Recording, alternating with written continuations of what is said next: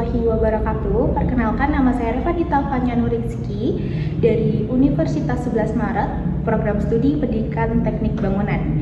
Di sini saya akan menjelaskan salah satu alat pekerjaan kayu, yaitu ketam blok atau block plank. Nah, dalam video kali ini kita akan membahas mengenai apa fungsi ketam blok, kemudian cara menggunakan ketam blok dengan baik dan benar, selanjutnya cara melawat ketam blok, dan yang terakhir keselamatan kerja saat menggunakan ketam blok. Sesuai dengan namanya, ketam blok atau block plan merupakan planer kayu yang dirancang untuk meratakan permukaan kayu hingga menjadi halus, menghilangkan garis lem, memangkas butiran ujung, dan menyudut tepi persegi. Jenis ketam ini relatif kecil yang panjangnya hanya 7 hingga 10 inci. Selanjutnya yaitu cara menyeting ketam blok dan cara menggunakan ketam blok dengan baik dan benar. Yang pertama yaitu cara menyeting ketam blok. Langkah pertama, buka penutup, kemudian membuka bagian pengunci. Selanjutnya balik arah blitz. Setelah blitz terpasang secara benar, kemudian dikunci secara sementara dengan cara mur dipasang tidak terlalu kencang. Kemudian disetting hingga blitznya keluar dan sama tinggi sekitar 1 mm. Kemudian kencangkan penutup agar tidak lari, selanjutnya kencangkan baut yang awal lagi. Yang kedua yaitu cara menggunakan ketam blok dengan baik dan benar. Hal yang pertama yang harus dilakukan adalah menyesuaikan bilah sesuai dengan yang diinginkan. Penyesuaian ketam berada di bagian belakang roda ketam yang berfungsi untuk mengatur seberapa halus kayu yang akan diketam. Kemudian, kendurkan atau kencangkan ketam untuk membentuk kedalaman bilahnya. Cara ini merupakan aspek yang sangat penting dalam ketam blok. Anda dapat melonggarkan roda ketam sedikit demi sedikit dan melepaskan pada bilah, maka bilah dapat diasah.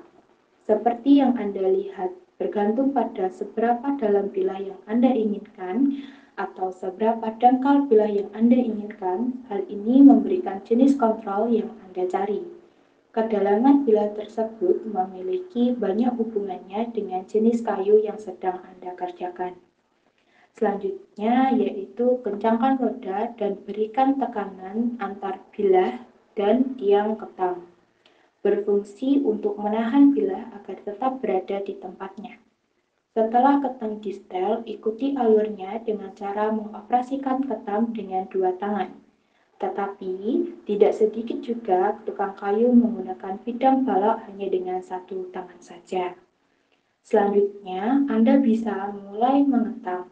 Kemudian, Anda dapat melihat bahwa serutan kayu mulai keluar, dan jika diperhatikan dengan baik, ketamnya hanya mengikis atau menghaluskan sedikit dari bagian kayu yang sedang diketam.